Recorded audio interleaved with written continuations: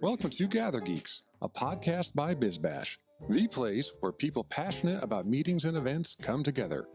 This episode is a Gather Geeks special sponsor edition.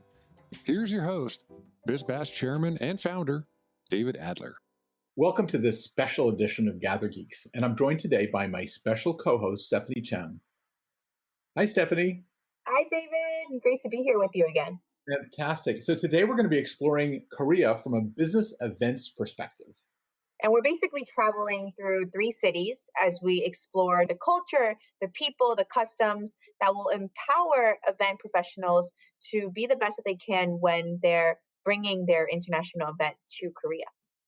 We also have a very insightful interview with veteran planner Oscar Nobre of McVeigh Global Meetings and Events, who will give us his take on awarding Korea's Goyang area with a contract for an upcoming event.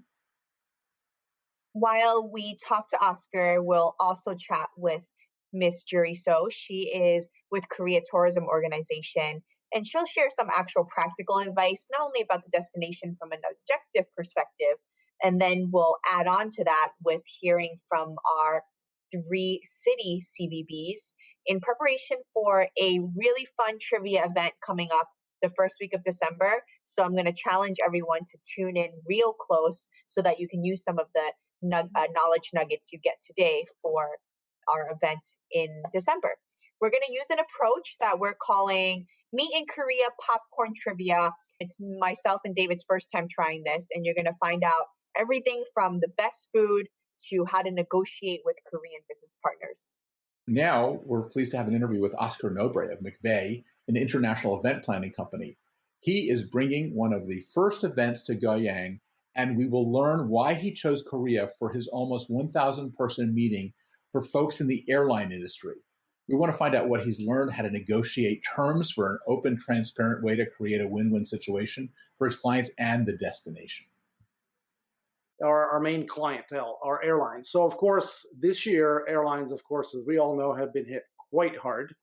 And with the airline industry, we normally, for all of our conferences, have anywhere between 80 and 120 airlines from all over the world. So we tend to divide the world into 3 segments: Asia Pacific, Europe, Middle East, and then the Americas. And every 3 years, we rotate and end up in the same region. So, of course, next year in Asia, we sourced Asia and Europe, Middle East were the areas we were looking at, but we focused on Asia for this particular event. How many people are coming to this conference? 600 to 700 are attending. Normally, for the conference, we have about 1,100. We're being a little conservative for next year. If this was happening in 22, I could safely say that we were having over 1,000 attendees. But for this year, this coming year, it's going to be a hybrid event also. So certainly during the hybrid event, we're going to feature, again, the destination and why those that missed, they should attend the event. So we're going to use it as a sales tool for future events, saying, join us at our event. These are the kinds of destinations we go to. Because that's the ultimate FOMO. Korea obviously won that bid because it did make me feel excitement about going to Korea. The CVB has been great. The Korean Tourism Organization has been great in trying to introduce that. So all the events that we plan throughout the world, the criteria is really it needs to be a tier 1 destination where most airlines will attend or have hubs. So that's always a key factor. We always look at destinations that offer a great experience for our attendees or our delegates. They're there for usually 3 to 5 days at each destination. So we always look for destinations that they can enhance the experience. They're not just there for a conference or a meeting. We want them to explore more than just the airport and the hotel. So the destination definitely comes into play. And I believe that certainly with Korea, the reason that we selected Korea is, again, I was excited about it. I think it looks like a great destination for what I've seen so far. And the experience I've had so far with the CVBs have been great, both with the tourism of Korea and Seoul itself, and then Incheon too. Is it that made you so excited to choose Korea? You said that it's something there excited you. I want to dig a little deeper. From all of the images that I've seen in Korea, and certainly what we've seen in the media, and the way that Korea has handled even this pandemic, the way that they've handled that shows me that there are people that know how to make it happen. And that's one of my key phrases is make it happen. I always look also for partners in the destination that help me to make it happen for my delegates. And from talking to both Juri, both also the CVB in Seoul and Incheon, and it was tough deciding between Incheon and Seoul because both of them made a great case. Incheon being closer to the airport, having the beautiful bridge that you go across and seeing those images and being able to, and I could picture a cocktail reception by the bridge overlooking that bridge. It was spectacular. And then looking at Seoul proper, where you have tons of excitement. So guests and delegates that want to have excitement in Seoul certainly can find that. And of course, a great selection of hotels. And I was pleasantly surprised, even in Incheon, which is some people said, oh, it's too far, don't go to Seoul. And it was surprising because some of the locals that I have talked to from our customer base that's in Asia said, yeah, if you go to Korea, you want to stay in Seoul. Everything else is too far. And I'm like, no, there's more to Korea than Seoul. Just like there's more to Mexico than Cancun. Some of the misconceptions, the main one was everybody talks about, first of all, when I looked at Korea, it was automatically Seoul and where to go and what hotels are available, conference centers and so on in Seoul, and what to do in Seoul and how far Seoul was from the airport. And it was always about Seoul. And then one of the other misconceptions is the language. It's like, oh, and that's not just Korea, it's in many destinations within Asia. We get the same thing. It's the language, be careful about that. I said, no. So when I started to talk to Juri and asked also communication, is it safe is another thing, obviously, that comes up anywhere, not just Korea. She basically appeased all of those because the English language, I had no issues. I've talked to various suppliers. Yes, some of them had a little bit, more challenging. But to me, I like that. I love planning the international events because I don't want everybody to be exactly fluent in English or in my case, Portuguese too, because I'm Portuguese. But so it's all part of the experience. As long as you can communicate, there's different ways to communicate. So as long as you can communicate. Exactly. And I think, Oscar, you also shared a point about, I think sometimes we have this notion, especially from the North American market, that we go around the world and it's always an assumption or, an expectation that everyone will communicate the way we do. Were there specific negotiation styles that were different for you or things that you needed to implement differently from a thing or meeting planning perspective as you were looking at Korea? Well, I must say that, again, every country is a little bit different and you have to adapt to their negotiation skills. Korea, I found, is very different than negotiating in Turkey or in Italy or Spain. It's a little bit different there. There seems to be more formalities in dealing with Koreans. They are more particular. Sometimes we can joke around in other languages.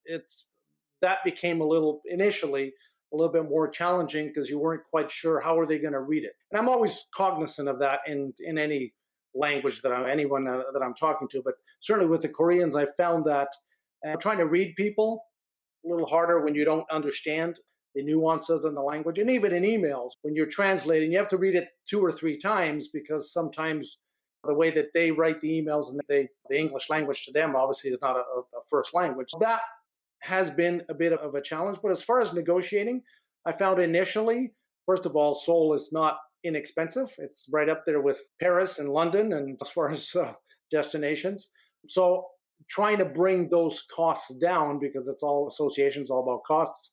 I found after pushing a little bit that they were quite flexible. And actually, they came back to me and said, why don't we try it this way or that way? We always have to be open to what the other person has. To me, in any negotiation, we talk about win-win, but it's not just win-win. It's making sure it works for everybody. So can you give us some advice on how, as a North American, you should be negotiating with a destination such as Korea, Seoul? Yeah, like Oscar exactly picked the point that negotiation is in the process of formal conversation. So we are doing it more formally, and because Korea is conservative country, being showing the polite and respect is very important, and also leveraging relationship is very important. So negotiating at the first wouldn't work, but if you keep continuously communicating back and forth, and then that will work. Yeah, correct. The communication is the key. And To me, never give up. My philosophy is anything's possible, just how much, right?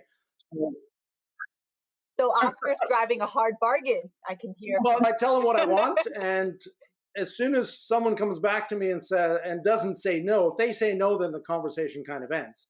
But if they say, let me think about it, or you read them, then, hey, there's a possibility here. Then you offer other solutions. One of the things I found, and Juri and I went back and forth on this, is room rental in the conference centers and the hotels is far higher than I've seen in many destinations, especially in the US. And then when we do conferences, because they rotate throughout the world, this conference was in Miami last year.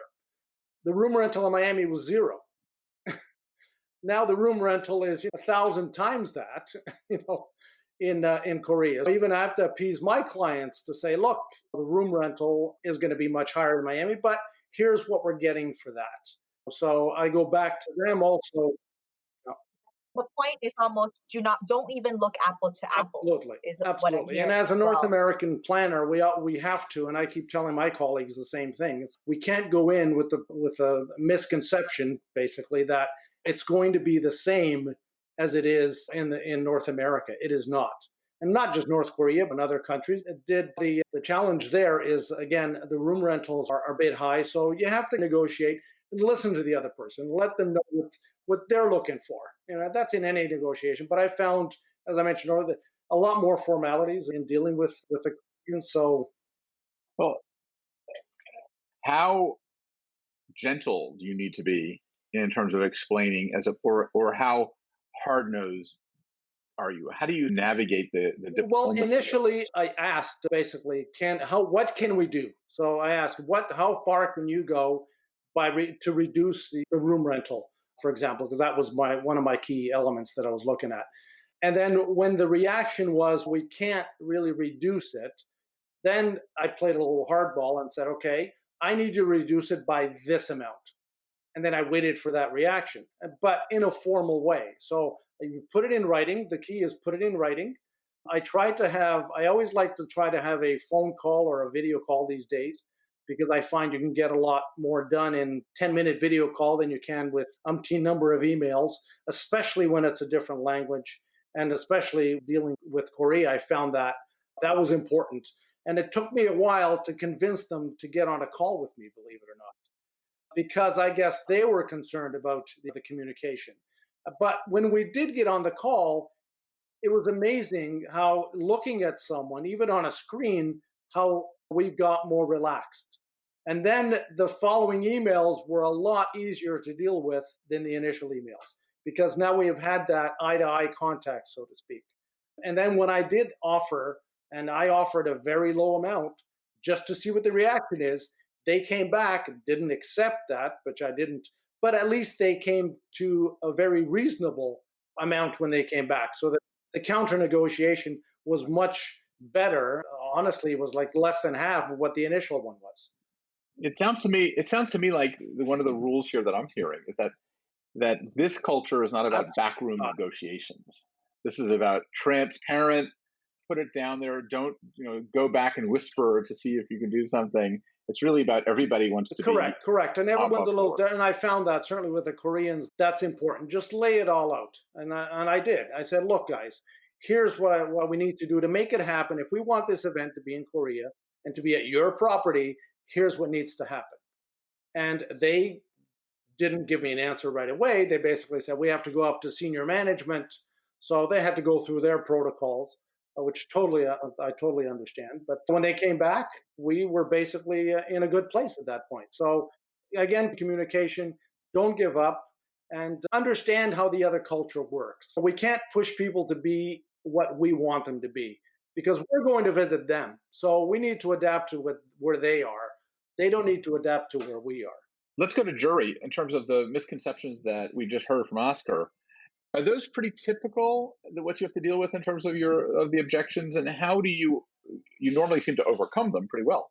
Communication is the key. So having the conversation is very important. But as from the US and in Korea, you cannot meet in person for negotiating. But 100% agree that was the key for doing this, making this work. And now let's play popcorn trivia with Juri. What is a sign of luck in Korea? We have 4-leaf clover. Like when you go to the grass, you can find 3-leaf clover very well, and that's common. But 4-leaf is very rare. So we say that if you find 4-leaf clover, it is lucky. What is the favorite color in Korea? I should say green, fresh, energetic. But unlike China, red is unlucky color for Korea. So in Korea, you cannot write people's name in red. When you actually give a gift, what is the most appropriate thing to give? Actually, for like tangible gift, rather than tangible gift, I would say having meals with the people, because having meals together in Korea is such a big deal. So like they like have meals together to build relationship. So if they Okay. have a successful business, they would say, "Oh, do you want to have a dinner together?" So yeah, having a meal. What is that meal that you want to share with somebody? I think Korean barbecue is the big deal. So now, Oscar, you're going to have a big barbecue I'm thing. hoping you give an idea. You said gifts would be dinner. What about tangible gifts? Because I'm looking for speaker gifts, actually. We have 100 speakers. Yeah, bottled wine is like Western style. If it's men, we give tie. Okay. Or if it's women, we give like pretty scarves. What is the best way to greet somebody in a formal way? Bow. Bow. Bow. And And it would be actually understood as a foreigner as well. So if I'm a foreigner coming to Korea and I'm having an important business meeting for the first time, actually, like, it, not that it's expected, but it would be appreciated by the local to have that gesture, like a slight bow when you're saying hello. They will understand. Rather than bowing with the foreigners, they will do the handshake. They'll do handshake. Okay. So Oscar, can I bow and shake their hand? No. What about when you're really cool and hip? The young people, what do they do? Do they say anything sort of? Hey, hey, like it's all American culture, all like Western culture type thing. Okay, what are cocktails Korean style? We have like vodka, Korean vodka called soju, and that's really common in Korea. And they mix soju with beer.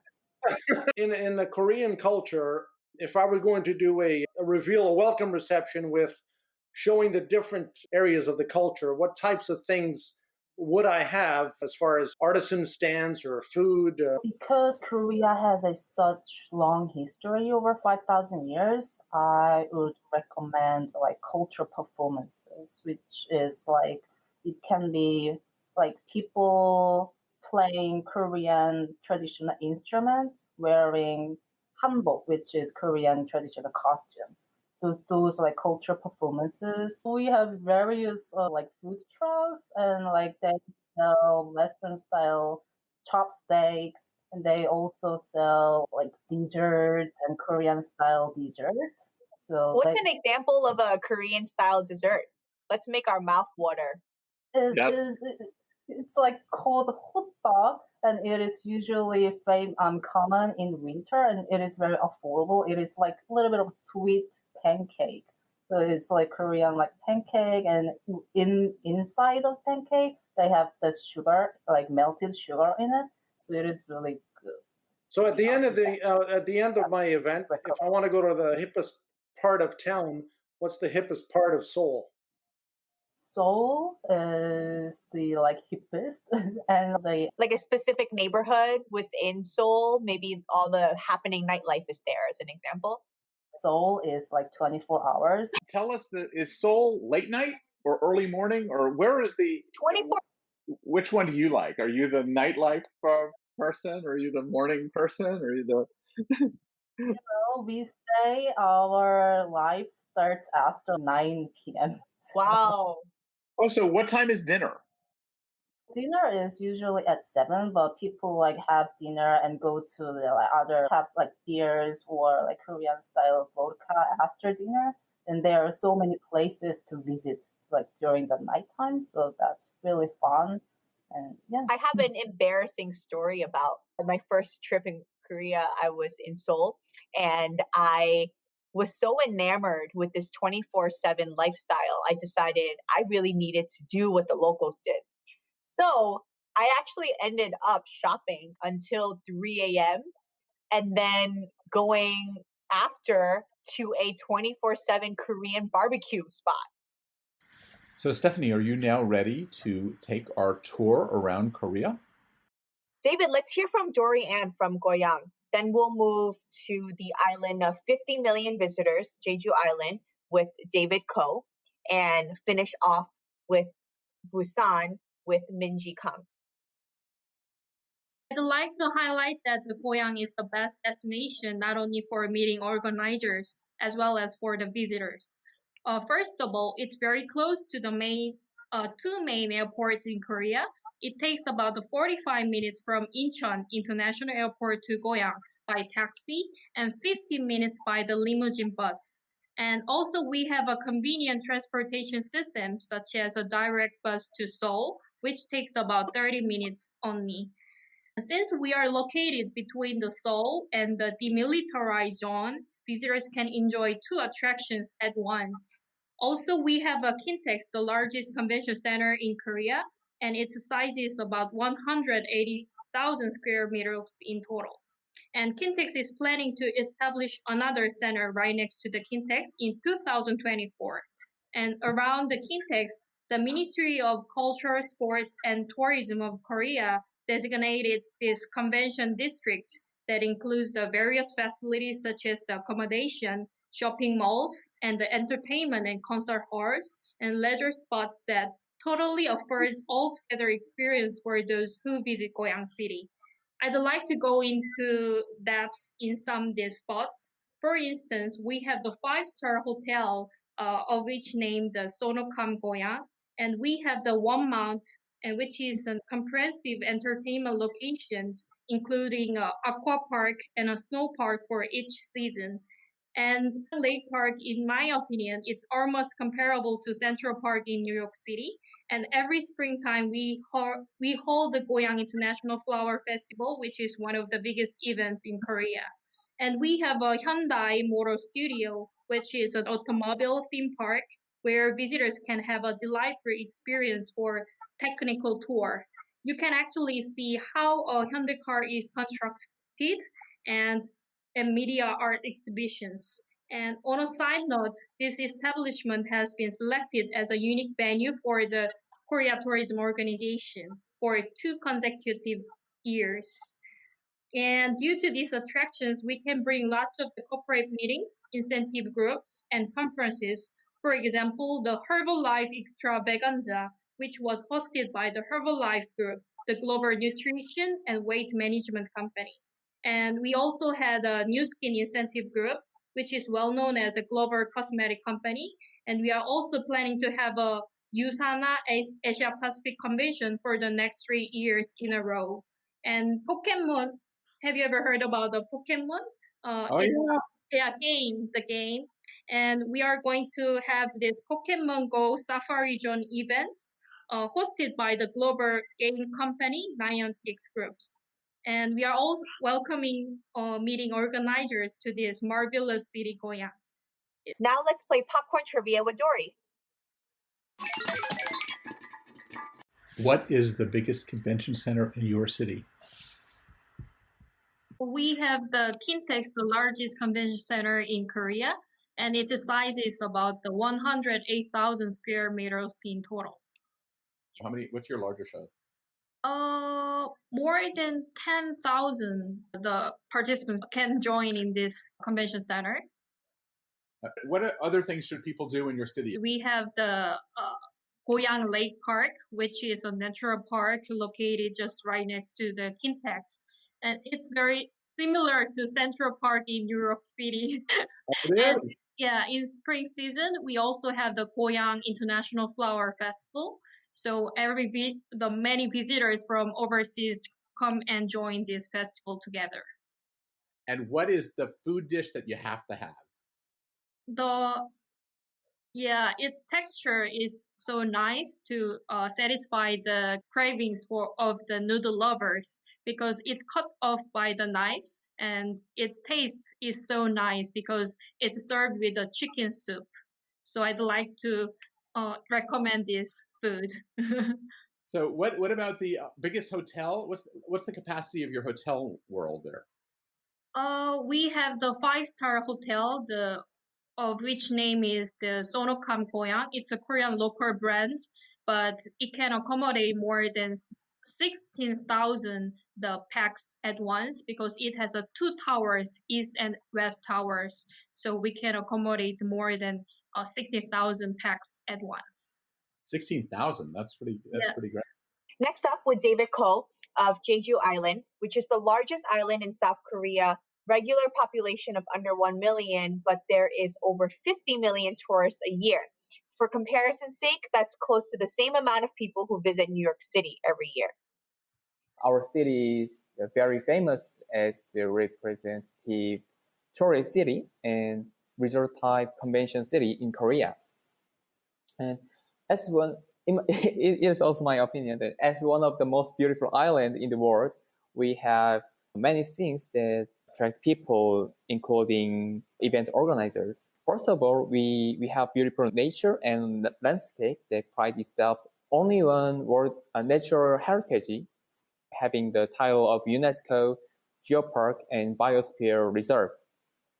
In 2019, about over 50 million tourists come to Jeju to enjoy our beautiful nature. And with this nature, you can enjoy the leisure sports like scuba diving or surfing and golf. And second will be the hotels and tourist attraction and leisure facilities and convention center are concentrated in a place named Jungmun Tourism Complex. So visitors can enjoy Jeju easily at here. And also we have plenty of high quality accommodations. And finally, since Jeju has been designated as the free international city by the government, so we allow visa-free entry for all countries except 21st. And so it makes easier for people to participate in international meetings such as which held in Jeju. And what's the population of Jeju? Population is, let me see. I don't really think about it, but it's about 700,000, right? 700,000. Yeah, about them. Yeah, but almost them. Did you say you have 50 million visitors? Yeah. Before the coronavirus, over the average number was just up at them, the 50 millions. Yeah. Wow. Mm-hmm. So do you have direct airlines there? Sure. From the Seoul to Jeju, the Seoul to Jeju is the busiest airline in the world as far as I know. How long of a trip from Seoul to? It just takes an hour. An hour. Yes. And what is the temperature? What is the normal weather? It's warmer than mainland. The average temperature will be about 20, 22 in summer. In the winter, it does not go to under the 0. It's just about 10. What are they most surprised about when they come?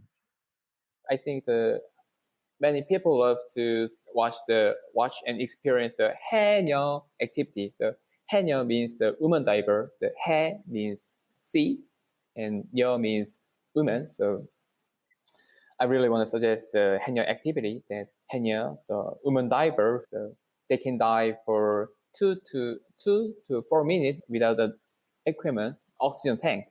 They just only their own body and take some bag to gather what they pick. So, and also, this haenyeo activity is very popular to tourists. Now let's play popcorn trivia with David. What's the name of your convention center? It's International Convention Center, Jeju. We call it ICC Jeju. So, how big is it? It can accommodate about 4,000 max. Yeah, at one time. What is the biggest attraction in your city that everyone has to do? I think the Seongsan Sunrise Peak is the most popular.